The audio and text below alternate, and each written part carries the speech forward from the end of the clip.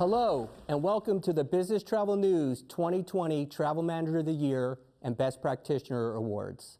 Like everything else this year, this event is a little different, but we are still going to celebrate.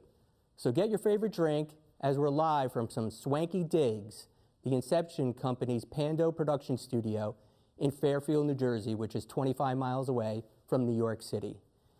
BTN Group Editorial Director Elizabeth West and I are here in the studio, and we're piping in over 1,000 of our friends from all over the world, including you, to help us celebrate and recognize the accomplishments of some of the incredible travel managers who've not only persevered through 2020, but shown by example how travel managers and travel management practices can rise to meet the most daunting challenges.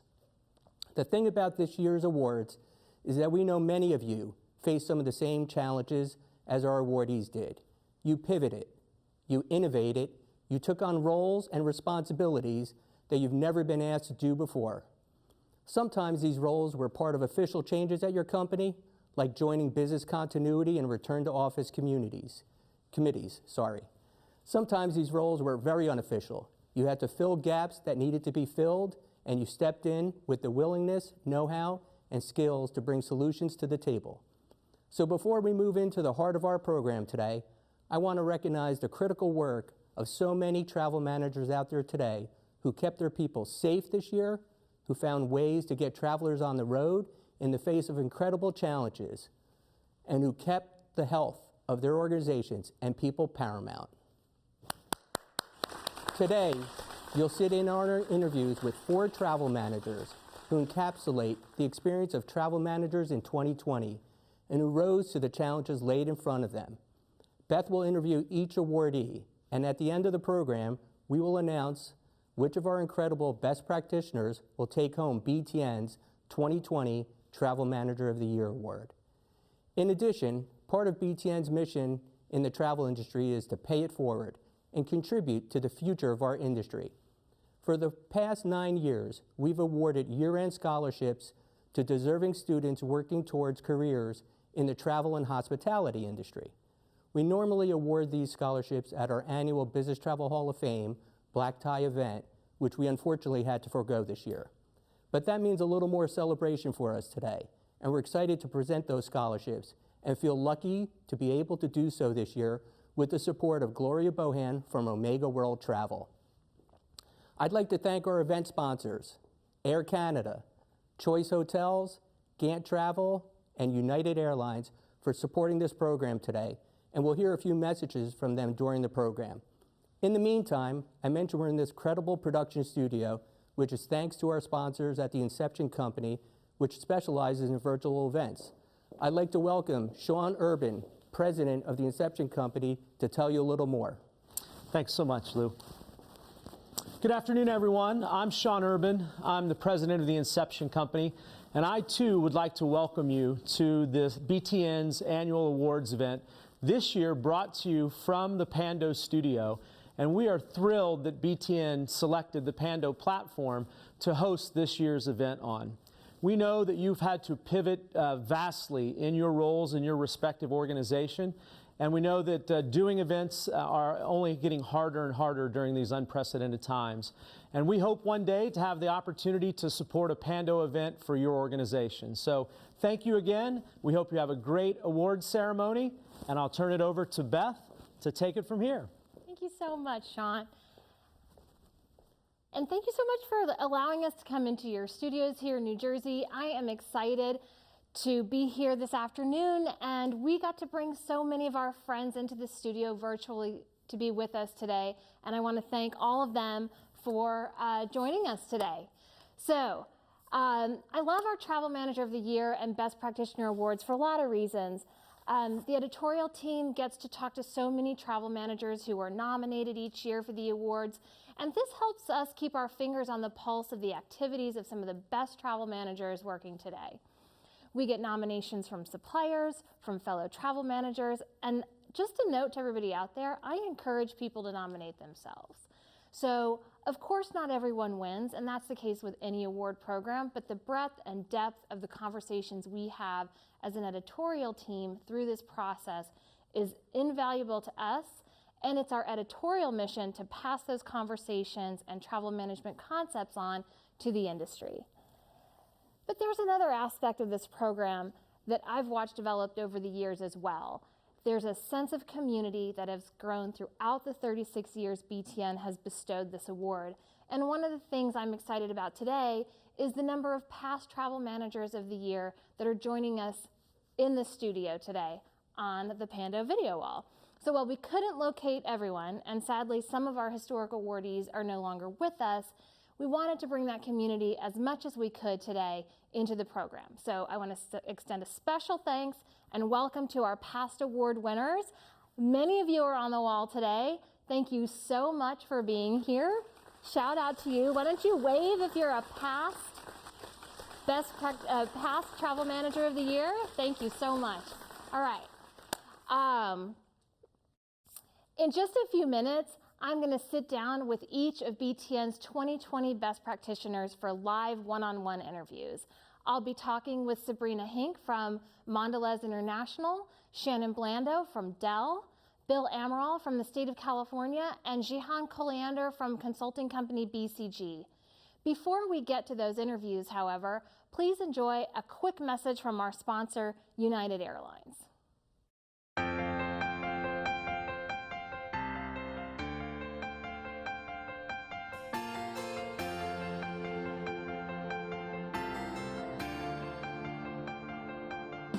We're all facing a challenge unlike anything we've seen before. But time and time again, our industry has weathered the storm. One thing we know is that we're not alone. We are surrounded by travel partners and family like you. And we remain so grateful for your support and partnership. In good times and bad, we are here for you. Keeping you and your travelers safe. Doing everything we can to connect people and unite the world. We know in the end, we will soar again. On behalf of the United Worldwide Sales Team and United colleagues around the globe, we wish you good health and a quick recovery. Through it all, we remain united together. これからもユナイテッドトギャザーのスピリッツで共に頑張りましょう。E a tudo, continuamos juntos. Permaneceremos juntos y unidos. United together. United together. United together.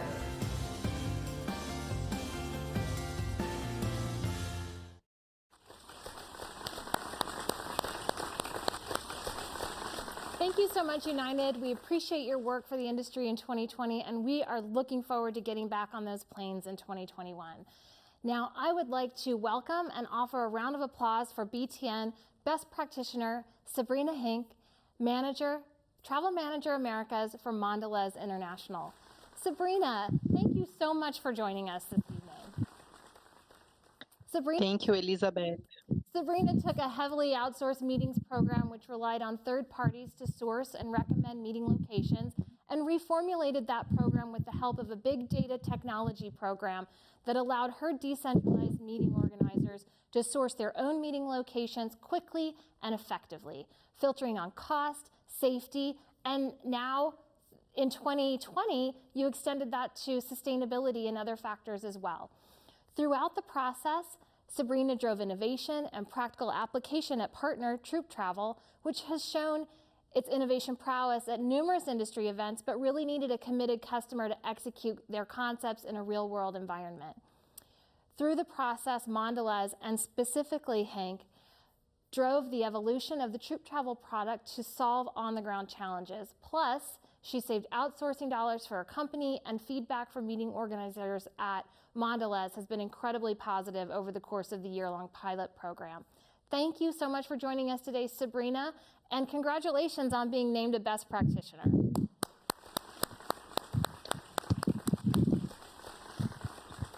Thank you, Elizabeth. Good afternoon and good evening to all the audience. Thank you.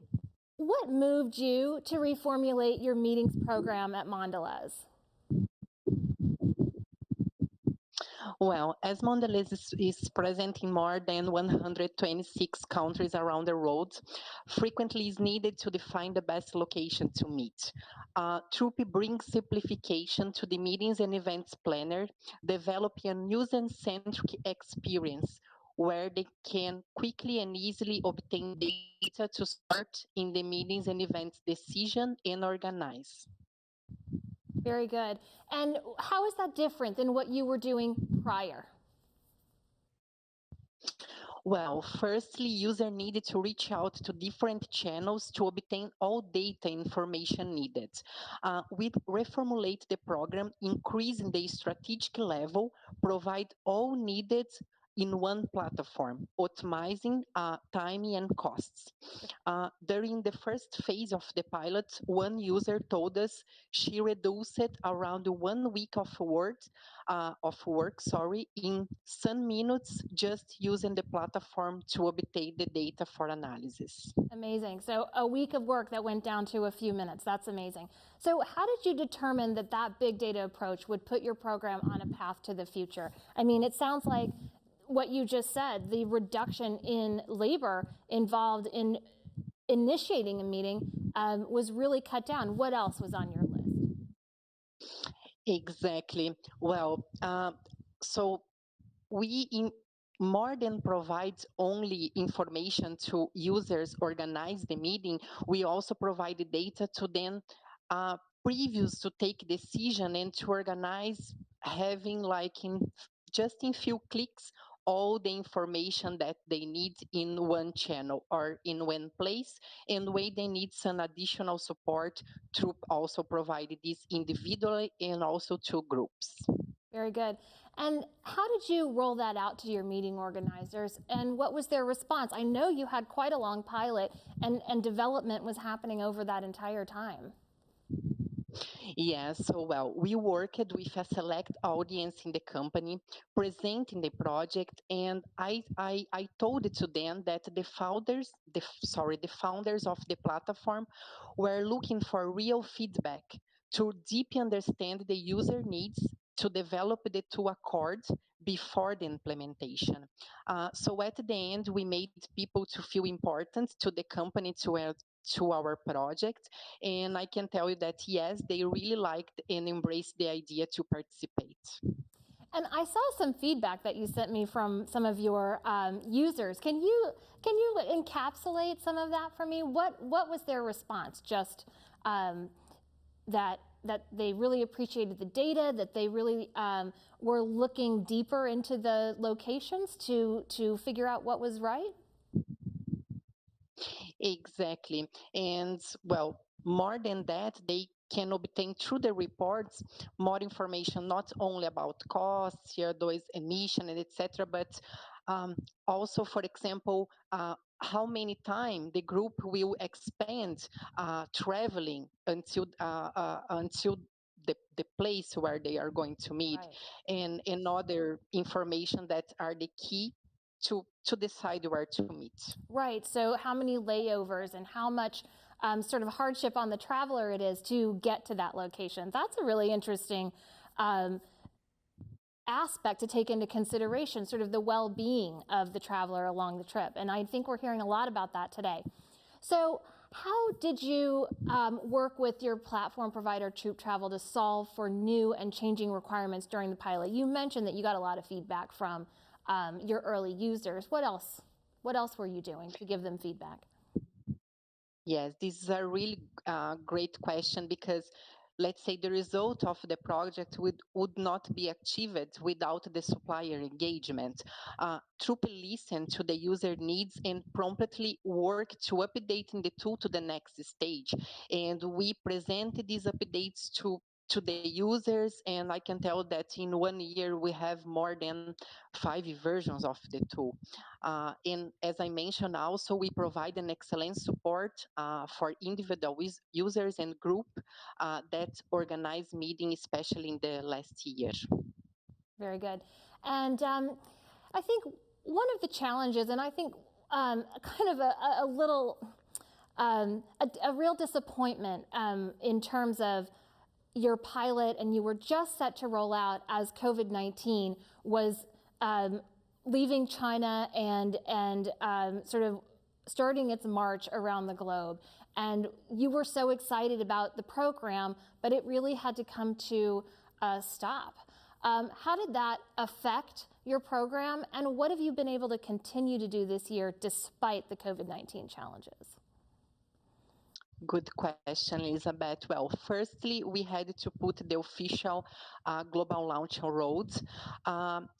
But in the last around 6 months, Troop worked in new enhancements of technology, covering COVID and adding new features into the platform to support the organizers also with local and small meetings. So currently, we are defined like soft launch that will happen per market, and accord we start to meet again. So you're actually now also looking at more local meetings to put through the tool, and you can make some decisions and have some more local data there. Is that what I'm hearing? Exactly. Very good. And I think that's going to become more important as we return to travel. We may not immediately be going to these international locations because of regulations and borders are not opened yet. So very interesting development in that program. How are you positioned to meet Mondelez's meeting needs as soon as meetings resume? Tell us about that. Well, when, let's say, the situation starts to improve, will be a great opportunity to show something new to the users, including covering the new considerations of the reality. But same during the pandemic that is still ongoing, we are having few contacts with people that are interested for updates in our meetings and events program. And this is also an opportunity to show to these people the new version that the platform that are being developed to support in these needed. So let's say same the project is on hold, Troop is working on that. We are working with the internal clients and communication. So yeah, we will wait for the launch, but anyway, we are taking actions accordingly. Very nice. Well, Sabrina, I know there's more to your story. We have to cut our interview now, but I want to thank you again for joining us and sharing this information, and we are going to keep following the progress of your program, and we really look forward to seeing what happens when the industry begins to recover in 2021. Thank you so much for being here, and stick around because we've got a lot more of the program to come. Next, I'd like to bring, let's give Sabrina some applause. Next, I'd like to bring Dell Global Category Manager Shannon Blando to the stage. Shannon, welcome to the program. Thank you, Beth. I want to congratulate you as well for being named a BTN 2020 Best Practitioner. You're here today because BTN recognized your particular acumen in managing the Dell Hotel program through the COVID-19 crisis. And like our previous Best Practitioner, Sabrina, you worked with a technology provider to create new functionalities that would not only serve your program, but provide insights for many travel managers and travelers in a critical time. So you chose to renegotiate your contracts with hoteliers, leaning strongly into dynamic pricing and taking advantage of market conditions. Yet you also met your partners at the table with the intention to collaborate and to figure out how to operate in an environment where historical data really could not drive agreements.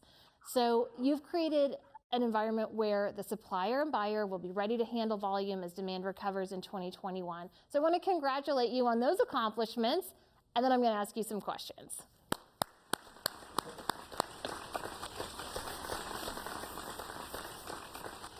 All right. So Shannon, after the COVID-19 crisis this spring and sort of the repatriation of many international travelers, and that was a real, that was a real emergency situation for so many travel managers, and many companies put a hard stop on travel. But Dell still had people traveling in the spring. Tell us who was traveling and why. So like many tech companies, Dell's spend declined drastically and quickly, right, by more than 90%. So we had very firm travel restrictions in place. We allowed for critical and essential travel only. So those were mainly our service technicians traveling to support Dell's clients. Very good. And I think that that is the case for many technology companies. There are a handful of organizations and aid organizations that also had travelers on the road. But you saw what many of those travel managers saw with essential workers still going. Market rates were clearly lower than your negotiated rates. Was it at that point that you knew you needed to turn on dynamic with all of your partners? And how did you start to manage that? So absolutely, but the Dell program was already about 80% dynamic pre-COVID. Okay.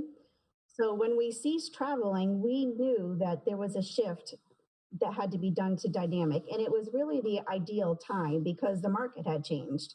So instinctively, we knew that these changes would be here for the long haul, but we were already prepared. So our hybrid program had been successful for really the last 2 years because we built the strategy to be fluid and agile.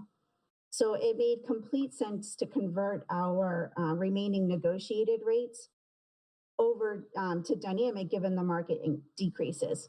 So the change in this strategy allowed Dell to take advantage of the low rates while it gave us time to establish a governance process and be able to deliver future savings when we do return to travel. Very good.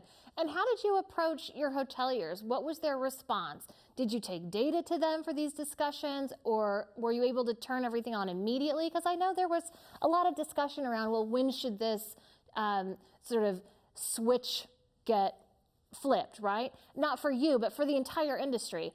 So tell us kind of your experience with your hoteliers and how you approach them with this change. So we began with candid conversations with our high volume strategic partners. So these conversations were definitely different, right? Literally, it's kind of like the first of its kind. Right. It wasn't the traditional negotiations that we normally would do. So keeping in mind that the market had changed, we had to leverage our strategic relationships as the historical data, like you mentioned, was no longer a valid consideration. So we were fully transparent with our partners, and we basically told them what we knew and also what we didn't know. So we focused on key markets, and we used a combination of historical data, assumptions, kind of like our crystal ball, right, and forecasts. So we knew our volumes would be different, and we needed to work with our hotel partners to be flexible. So we converted our program to dynamic immediately because we were already more than halfway there. And we were able to renegotiate better discounts into 2021. So really wouldn't have been possible without our hotel partners' collaboration. Very good. And were they eager to get your business? Were they in a situation where they needed that, or was there some back and forth that you really did need to go and collaborate with them? I mean, we definitely had some back and forth conversations. The conversation was more that, Dell is going to be here. We'll be here in the future. Eventually, our travel program will recover, and let's really work together to find a situation and a program that works for both of us. Very good.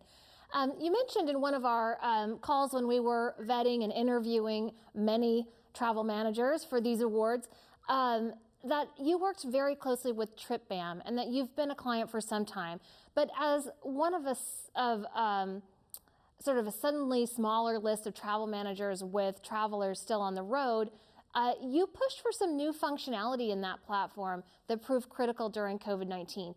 And it had to do with identifying COVID-19 hotel closures and then being able to rebook. So TripBam is this reshopping tool, but you kind of tweaked it to serve your needs in COVID-19. You tell me what happened there. So, well, as the travel commodities manager, I'm always watching the markets, right? And we were faced with industry uncertainty at the time. We had to contend with agency furloughs, right, and a reduction in hotel staff. Right. And so while the hotel data has always been decentralized, it was really compounded by the pandemic. There wasn't really a way to obtain a holistic view of hotel closures that not only could be kept up to date for us, but also in one place, in one repository. So as a longstanding TripBam customer, I was very familiar with their technology. Their ability to develop enhancements on the fly is really outstanding. And so TripBam reshops about 90% of Dell's global hotel program, while our TMC only captures about 68% of the bookings. Right. So this is how we really determined that TripBam would be the best resource to aid in this report development. So once the functionality was developed for Dell, TripBam was able to share it with the rest of their clients, therefore benefiting, a much broader audience.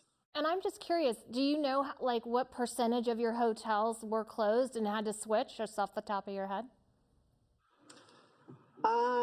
No, I don't. We had a lot of them, and the list has been dwindling down slowly. Good. So as we, get further into the year, all the hotels seem to be opening again. And that's wonderful news. It's something that you can track in your own program that gives you a little bit of hope for the future as well, that you've seen those hotel closures happen and then fewer and fewer that are being rebooked because of that reason. So it's a wonderful thing to be able to see that. What conversations are you having with hotels now? So how are you positioning your program to recover in 2021, and what are your expectations? So Dell has great relationships with our hotel partners, and we're in constant communications with them. So as we move into 2021, we expect our program to remain fluid and that it's going to continually evolve. So if the market conditions shift, we'll be using the new TripBam sourcing platform to request new rates from our hotels. Recovery for our travel program is going to be fairly slow in 2021, but I really believe we're in a great position to transform the solid foundation that we built into the best-in-class travel program that we want. And are you just, as another question for you, Shannon, and I know that this is kind of coming out of the blue, but are you planning to return to an RFP or anything that resembles it, or are you kind of moving on from that? We are not planning on returning to an RFP. This, I feel, was the opportunity to make a change. I always like the saying that, if we change the way we look at things, then the way that we look at things will change, right? So it's the opportunity to get rid of the RFP, and we will no longer be doing that. We're going to be using the TripBam functionality to really monitor our program on a more frequent basis and just do some ad hoc sourcing. Mm-hmm. Very good. I'm assuming that will be a little bit easier if you have fewer hotels in your program, which I'm assuming you do in 2021. That's correct. Yeah. All right. Well, thank you so much, Shannon. Thank you, and congratulations on your Best Practitioner Award and the success of your program during this extremely challenging year. Round of applause for Shannon. Thank you so much. And we're going to take a break to hear a message from our sponsor, Gant Travel, and we'll see you back in just a minute. According to BTN, a travel manager creates and manages policy, travel documents, travel duty of care, reporting analytics, negotiated contracts, and provides continued improvement to achieve the travel ROI for your company. That's a lot. You guys do a lot, and you did even more in 2020.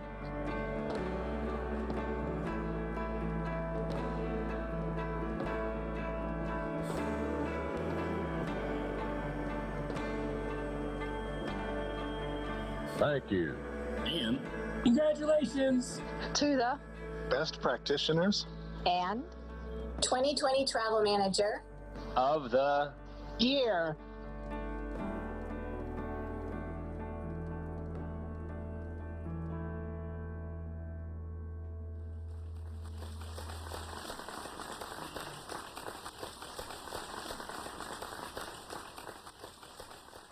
All right, welcome back. Thanks for coming to our BTN 2020 Travel Manager of the Year virtual celebration.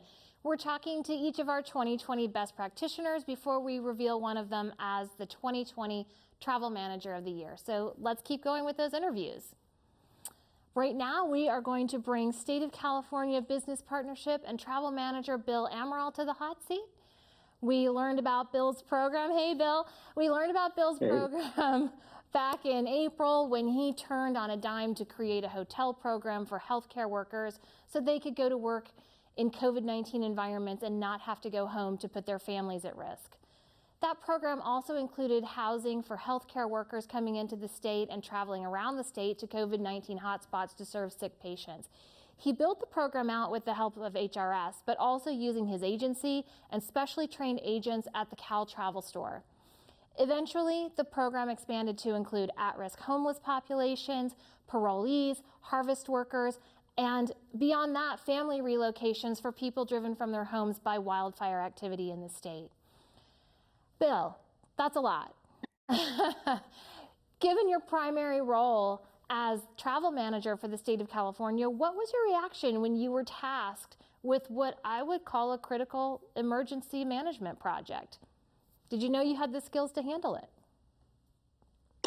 Can I say it out loud what my initial reaction was? Yeah, I don't know. Probably not. But, you know, initially, my first reaction was, you know, just trying to figure out, wow, what do we need to do to get this moving? Within my team, we had the skills, definitely had the skills. It was the technology that we didn't have. We could not have done solicitations for thousands of hotels without having the automation that we needed. So that's what we started looking at, and also data. You know, travel manager with Dell was talking about hotel closures. That's happened a little bit later after COVID really started expanding in the state. But we needed census data. We needed to be able to contact all the hotels within California. And that was probably our first focus, was to get the word out. And then start looking at what kind of technology we would need to get this moving. Right. And so was that at which point you needed to start collaborating with the emergency management team to get the word out, or what was the role there?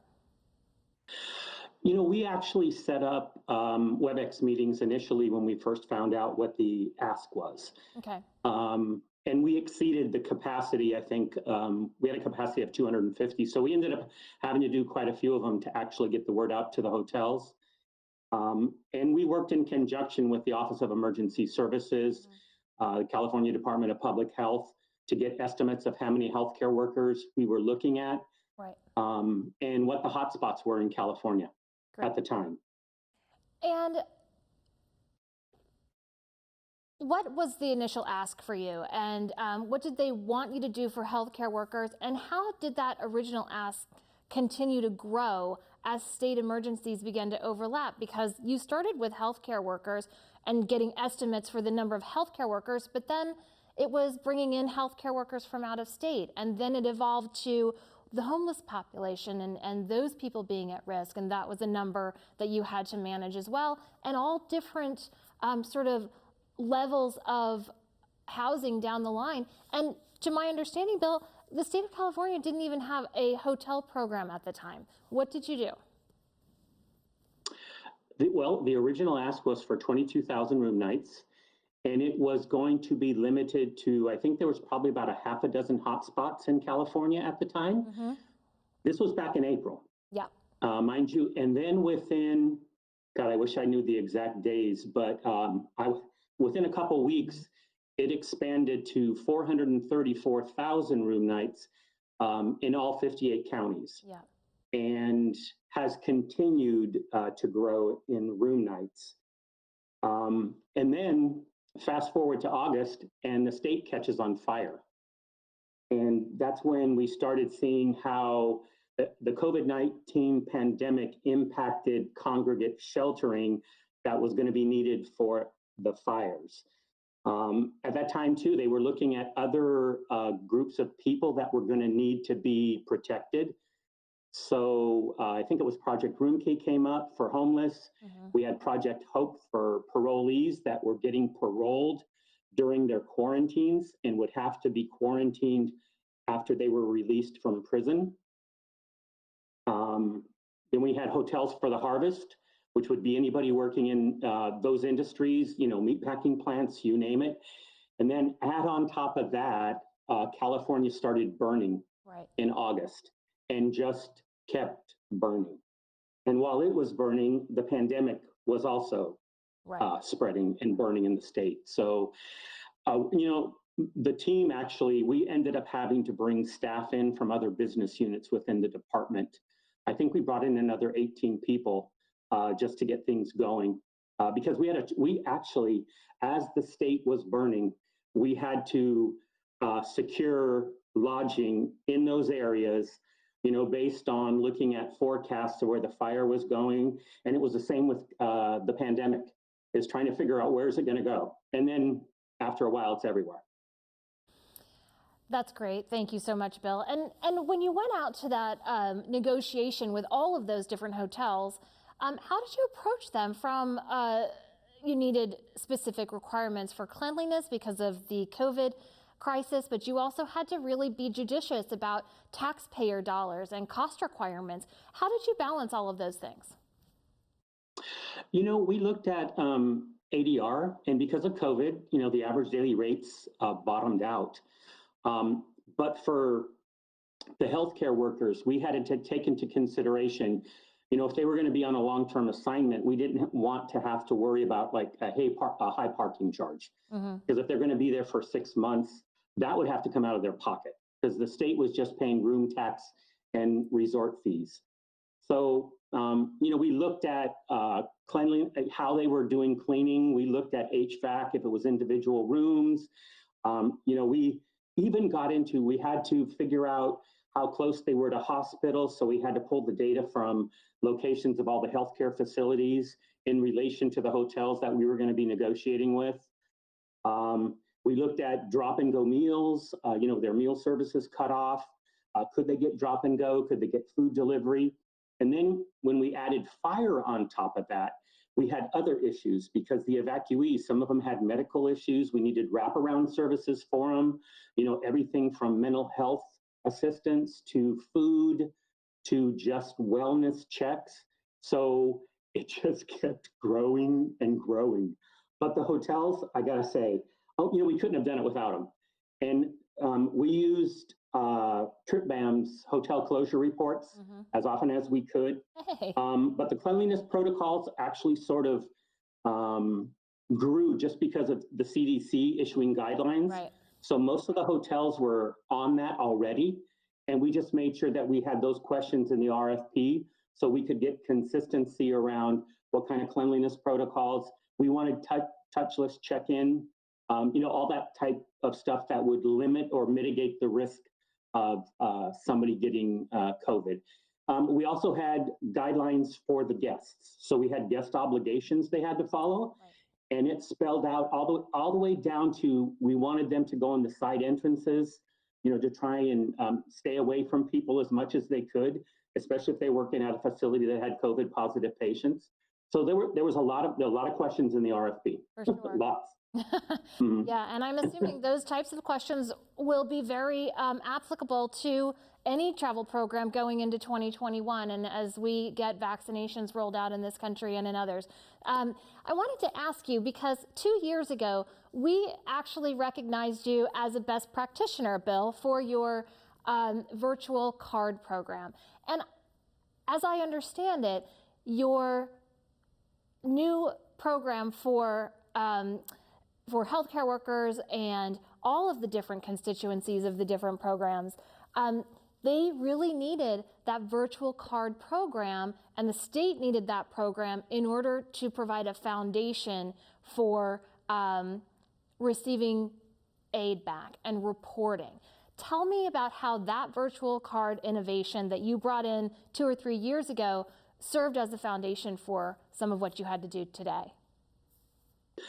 I'd love to say we planned this, but it just so happened that we kicked off virtual payments back in 2017 for transient travel. And it's for all lodging. This isn't just for applicants. This was for all transient lodging.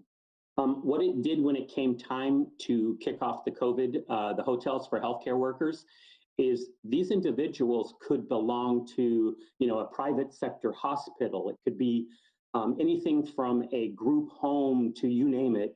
So they wouldn't necessarily be a state employee and under our guidelines. So being able to push a virtual payment to the hotel to take care of their room and tax.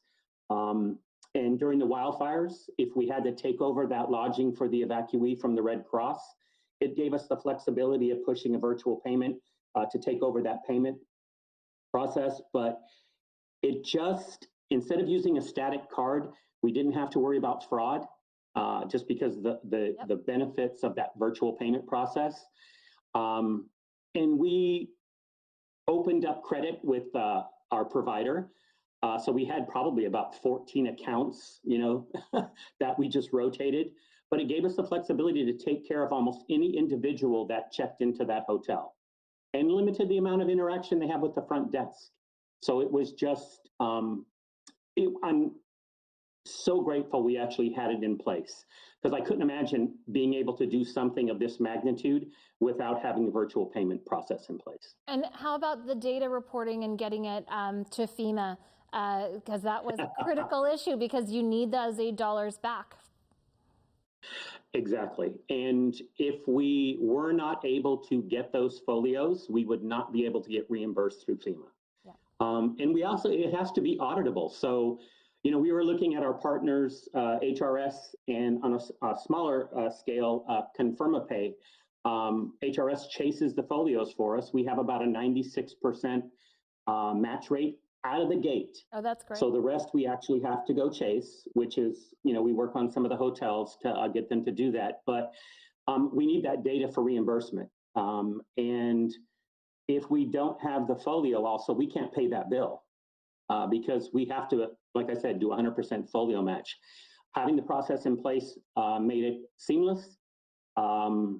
We didn't have to throw a lot of headcount at it because we had somebody already in place from working our transient lodging program. So it just sort of flowed. That's awesome. But the size now, we do have a couple more people that we need to support it. But that's probably been one of the nicest things. When we transitioned to HRS, they already had a relationship with our travel payment system. They already had InvisiPay, so it was a seamless transition. Very good. You're a perfect reflection of the way travel managers have stepped into roles that were new to them and made a huge difference to their organizations, and in your case, to the state of California and its people. Thank you so much, Bill, for being here. Well done. Thank you. So that brings us to our final interview of this program, which will address an issue that has grown significantly in our awareness throughout the COVID-19 crisis. As travel stopped and manufacturing slowed, as fewer cars were on the road and people began working from home, the world saw air and water quality improve at rates that were unprecedented and allowed scientists to conduct studies that would have otherwise been impossible. Countries, particularly in Europe, have looked at climate-oriented regulations and economic incentives for green innovation. Companies are changing their cultures regarding carbon emissions, with many redoubling their efforts around reducing their footprints. That's the case for our next awardee, Jihan Koliander, Global Head of Travel for Boston Consulting Group, or how it's known these days simply as BCG, and her work in providing travel data for making strategic decision-making around sustainability. Thank you so much for joining us tonight, Jihan. You're coming to us from Sweden. We know it's up late for you. Thanks again for being here. Thank you very much for having me. It's a pleasure. And congratulations on being named a Best Practitioner. Thank you. So BCG, like many consulting companies, traces much of its carbon footprint to travel. My understanding is that travel accounts for about 80% of your company's carbon emissions. You've made a change, BCG has made a change to its carbon commitment recently, going to a net zero commitment. Can you tell us a little bit about what that means and what impact that's had on working this year as the global head of travel for the company? Yes, so indeed, BCG has committed to reducing emission by 30% per employee by 2025. A net zero climate impact is a bit of a more ambitious target than the more established concept of carbon neutrality. Mm-hmm. It's a decision that ultimately needs to be made on leadership level. Then the travel and sustainability team have worked closely to develop a robust, detailed data set from which we were able to define the 30% target, mm-hmm. and also the levers to meet this target. So What it meant literally is looking across our whole business in general, looking at why we travel, the purpose, who is traveling where, what is happening. And then inevitably looking at the travel piece of this has been fundamental to enable us to pull the levers that we need, and to ensure at the same time that we are meaningfully reducing emissions. So we need to, as a firm, also respect the core of our business model and the value creation for our clients at the same time. So meaningfully using emissions. I love that phrase, and I think it's one that we should remember as we go into 2021, because I think it will become a concept that is well rooted in travel management. I want to be really clear about the scope of the travel manager's role in carbon emissions reduction. And we had a nice conversation about this on the phone, Jihan. BTN is first and foremost recognizing you for your data contribution to the effort in terms of management. What are you providing, and how are you ensuring its accuracy and consistency? And yeah, the standardization, I think, is such a big deal. Yeah, totally. So travel data is fundamental in providing any firm with insight to take any strategic decision, whether it is on cost, security, behavior, or sustainability related strategies. And ultimately, high quality data is the backbone for this. And given the fact that travel is super nuanced, and you want to make sure that you're making the right decision at management level, making the right choice at a traveler level, you need to ensure that you have tight and timely information sharing. So our team is a central ownership of collating, reporting, making the data relevant, comprehensive, and consistent. And we do that across office, country, region, and globally. So our sustainability team is hence dependent upon the travel data that we are providing, and they team with us for a lot of insight.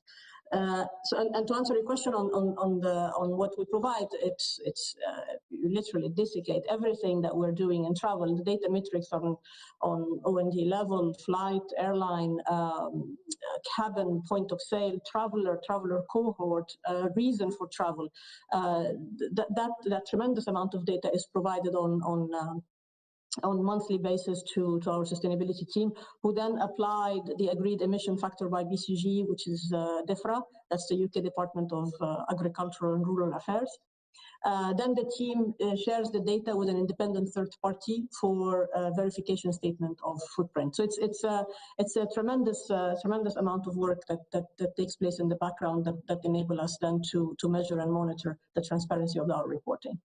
But I want to underscore that you've said to me that it's very possible. It's a very possible exercise for travel managers. Can you, I know it's a lot of work, but can you tell us about your experience in terms of being asked to do this, taking on the mantle of sustainability, but also being judicious about the scope of what travel managers should be responsible for? So data is A and Z for travel and travel managers. The fact that we had to be faced with different challenges depending on where we are, depending on the fact that there are different priorities, etc. Whether you need the data for a security purpose, as we were talking now regarding the COVID situation, or whether you need the data for sustainability purpose, as we have done, ultimately it all boils down to very, very good data. So a travel manager's role, or the travel function role, is to make sure that you have, number one, that you have centralized data view of your firm, and that you are able to have the ability to look at the data on a detailed level, if you wish, but also on a global level. And then number two is that you ensure that you're providing the right level of insight to the firm when it comes to the usage of the data. I'm seeing that. I'm not sure if my screen is very good or not. Probably is my internet sitting at the North Pole. But I hope you can hear me well. We are hearing you just fine. Yeah, your image is a little bit pixelated, but we're fine. So we're just going to keep going. So The second part of what I was so fascinated with about your program and what I think is so important is that we ask our travelers to be accountable and for our divisions to be accountable for their carbon footprints attached to travel. To do that, we have to give them the tools to make those decisions at the right time. One of the things that I like about your program is that you have brought that data into the booking environment. And tell me about, I know you're working with KDS to do this. They've been in this area for a while. They've made some changes recently to, I think, make that process a little bit better. But what I liked about it was that you're using the same standard in terms of carbon data, the same standards for your booking tool as you use for your strategic data reporting. Tell me about what you offer to the travelers and how that aligns with what you're giving to management. Yes, totally. So actually it started already in 2015 where in BCG we decided that we would like to impact the user experience and make it seamless irrespective of where we are. So we created a global travel portal centrally as a one-stop shop for everything that is travel related. Next step for us was ultimately to look at next generation online tool and the capabilities of those next generation tools. So already since 2018 we started launching KDS Neo.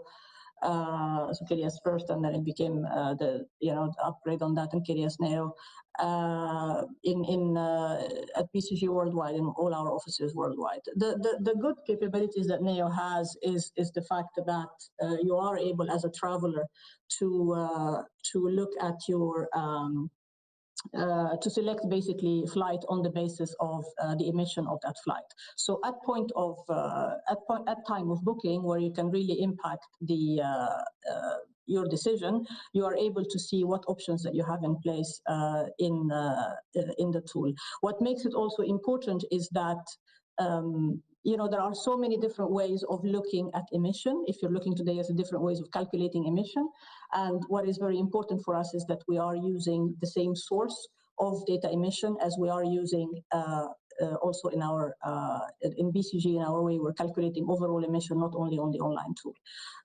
We think that ultimately communication at point of action is critical for shaping a far much more sustainable behavior. Very good. Thank you so much.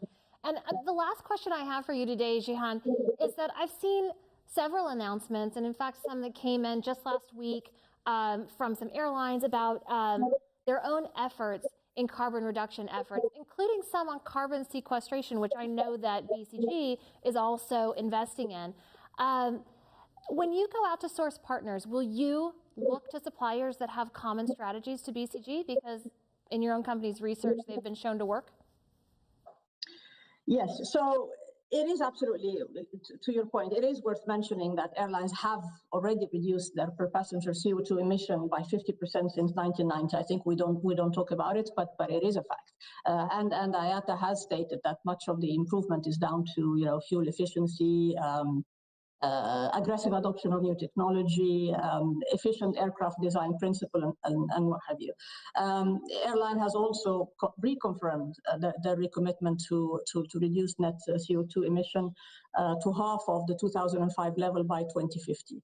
And my understanding as well is that IATA just called recently on government worldwide to support the development of sustainable aviation fuel as a critical step to achieving this target. So I guess a long answer to you is absolutely. We certainly over time we will likely be prioritizing the suppliers that are making meaningful progress in that area. Very good. Thank you so much, Jihan. I'm afraid we're out of time for our interview portion today, but that just means we're going to be following you more closely in the future to see how your program develops and BCG's progress to its commitment. So thank you so much for being here, definitely this evening for you in Sweden, and such an impressive initiative.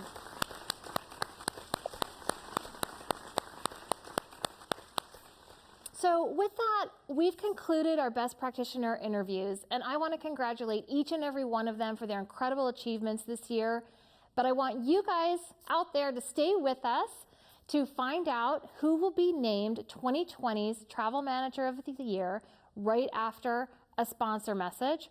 But also when we return, Omega World Travel CEO Gloria Bohan will join us remotely to award our annual scholarships. So stick around because we'll hear from Choice Hotels and come right back for more of the program. Choice Hotels and our hotel owners have always been committed to delivering on your expectations. And as your expectations change, so do we. That's why we're updating our standards with a new commitment to clean.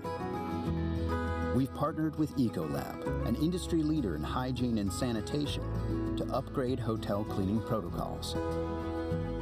We're providing additional resources to further educate and train hotel management and employees on proper cleaning measures. In addition to cleaning checklists, every Choice Hotel will designate a commitment to clean captain who will complete best-in-class cleanliness training. And while you're staying with us, housekeeping services will be available when you choose. We're also making hand sanitizer available for your use. As the situation changes, you can count on us to change with it. And when you're ready to travel again, we're ready to welcome you back.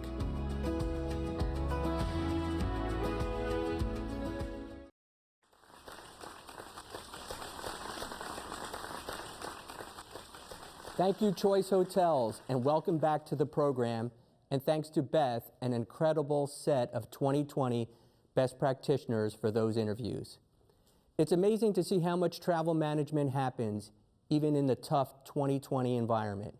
I'd like to take a moment to look to the future of travel, which we know is going to recover significantly in 2021. Thanks to new vaccines, I believe business travel will bounce back with a flow of pent-up demand, and we look forward to seeing many of you when we bring our 40 BTN group events to in-person formats again. But that future also includes new travel industry careers. For the past 9 years, BTN has made it part of our mission to contribute through an annual scholarship program. To be truthful, we weren't sure if we were able to do this year, but through the power of partnership, the BTN Group and the Dan and Gloria Bohan Foundation are awarding 2 hardworking university students from Penn State and NYU with some additional financial power to pursue their dreams in the travel industry. Please welcome Omega World Travel founder and CEO, Gloria Bohan, to present these awards. Thank you, Louis, and best wishes to my friends and colleagues. It is great to hear Beth on this year's Best Practitioners. Congratulations. This year, I am also very happy to announce the winners of BTN's scholarship program with support from my foundation. Our mission is to foster entrepreneurship. And of course, the travel industry has been a great example of it throughout the years. I was pleased to learn that Penn State and NYU have continued their travel courses, and I truly believe that this year, more than ever, we need to support our industry in preparing next generations to join us, to keep us growing, and to be innovative for the foreseeable future. So we have 2 students tonight who I'd like to introduce and congratulate both of them, their teachers and their schools, Penn State and NYU. Brett Hoffman, a Yardley, Pennsylvania native, is a senior at Penn State University School of Hospitality Management, maintaining a GPA of 3.71. He has work experience in operations, banquets, sales, and digital marketing for boutique hotels, conference centers, and bed and breakfasts. Brett was recently nominated to represent Penn Station at the Young Hoteliers Summit, an international hospitality student competition, in March 2021. Additionally, he is the president of the student chapter of Hospitality Sales and Marketing Association International and Rinco Orance na Lyon, the Irish dance club at Penn State. Brett has also mentored students as a learning and research assistant. Philanthropy is near and dear to his heart, from supporting Penn State Thon, the largest student-run philanthropy in the world, supporting pediatric cancer and other charitable programs and organizations. So thank you very much, Brett. Our second awardee tonight is Rachel Kolbus. She is a junior in the BS in Hotel and Management program at the NYU Jonathan Tisch Center of Hospitality and has a cumulative GPA of 3.651. Her academic performance is impressive, perhaps even more so as she is also a student athlete. With a rigorous and demanding training schedule, I should say, Rachel has interned at the Marriott International Headquarters and has been selected as the Tisch Center Student Ambassador. So we welcome her.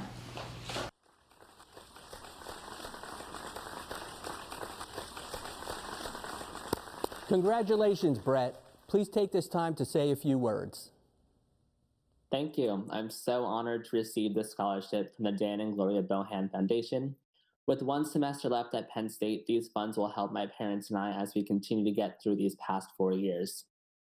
I would also like to thank Gloria Bohan at Omega World Travel for this scholarship support and Mr. Magliaro at Business Travel News for including students in this industry awards program.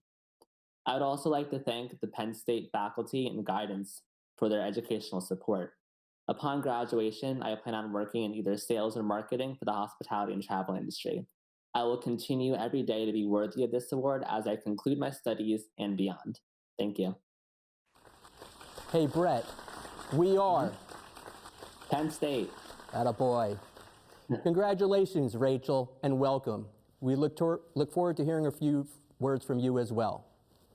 Good afternoon. Thank you both for having me. And Brett, you said it very well. Thank you to everybody who made this possible. I'm so grateful to be one of the scholarship participants. It truly means the world to me and my family to have an opportunity like this. The scholarship will help me continue my amazing education at NYU, but also it is helping me grow as a future businesswoman in the travel industry.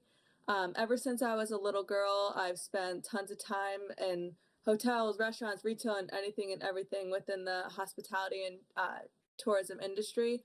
It has always been my dream to follow my mother's footsteps of working in the industry, even with the difficult times we are currently facing. As for my future, I think it's still a little bit unknown with everything going on, but I am very hopeful of what is to come. And again, thank you so much for choosing and believing in me. Congratulations, Rachel and Brett. We are always blown away by the accomplishments and potential of our scholarship recipients, and this year is no different.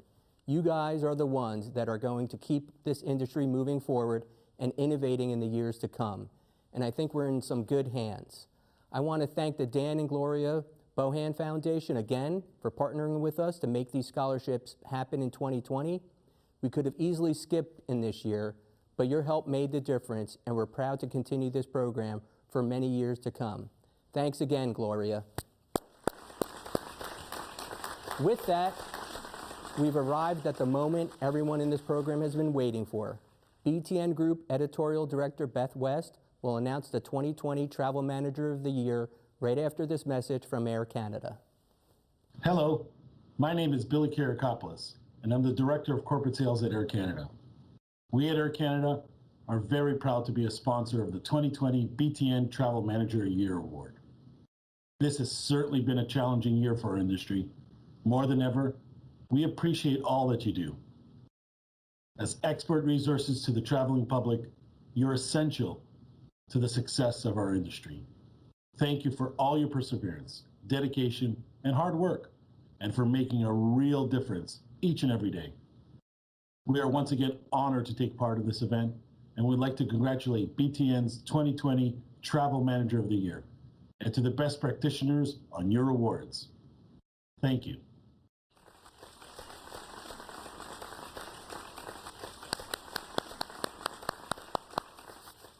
Welcome back, everybody. Thank you for coming again tonight, and we are so excited to come back to the highlight of our program today. I want to once again congratulate our scholarship students. wonderful work and wish them the best in their next semesters of study. And a huge round of applause for all our best practitioners, Sabrina, Shannon, Bill, Jihan. Great work. We are so proud of all you've done. Such amazing accomplishments this year. So, you know, we had our work cut out for us as an editorial team in deciding how to make the critical decisions about which of these distinguished practitioners rose to the top of the practice.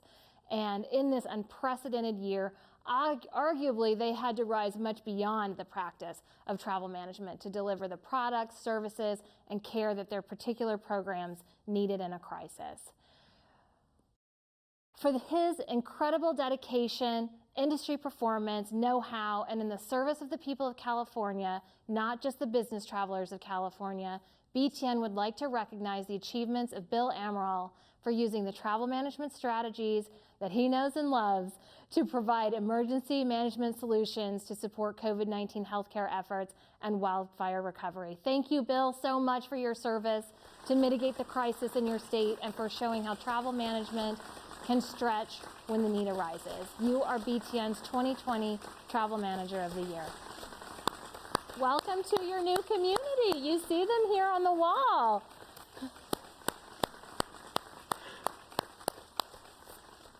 I'm going to turn it over to you, Bill, for a few comments.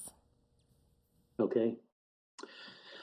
Wow. Thank you for this honor. My thanks to BTN, Beth, to everybody at BTN.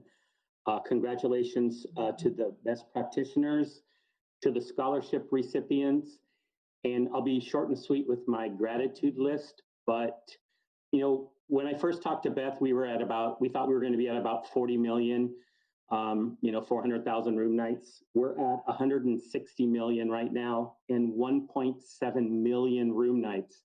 And we're scheduled to go through this through 2021. So who knows where we'll end up.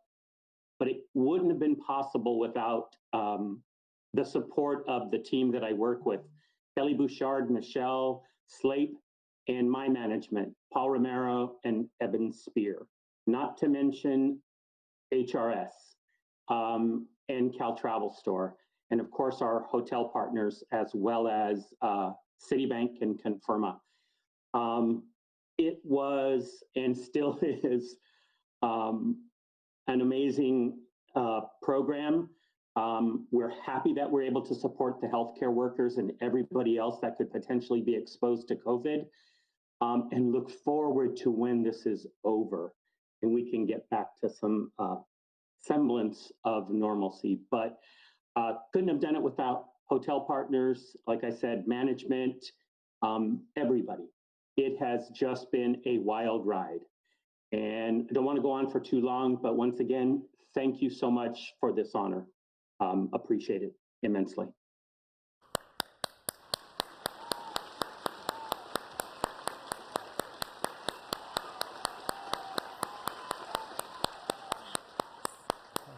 Well said, Bill. We're going to get an award out to you on the double, and we do have an award for you, and for all of our best practitioners as well. We have awards for you, and we're going to send them right to your homes. Thank you so much for being here. You've been a true inspiration to the industry, and we'll continue to follow your stories because we know there's so much more to tell.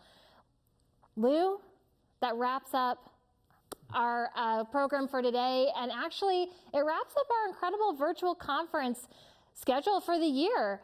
I want to thank everyone for attending today, and especially to our past travel managers of the year, many of which are on the wall here. Thank you so much for being here. And Lou, I'm going to let you take it away with some closing comments. Thank you, Beth, for leading this event today. The resiliency and power of the Travel Managers Awarded this year has been incredible. We have a lot to be proud of in our industry. So let's take that pride and clarified purpose with us into 2021. I'd like to thank our sponsors one last time for supporting this event. We couldn't bring this content on these new platforms to our audience and friends without your help. The Inception Company for providing this amazing venue and technology, Air Canada, United Airlines, Choice Hotels, Gant Travel. See you soon and have a great new year. Take care, all my friends. Thank you.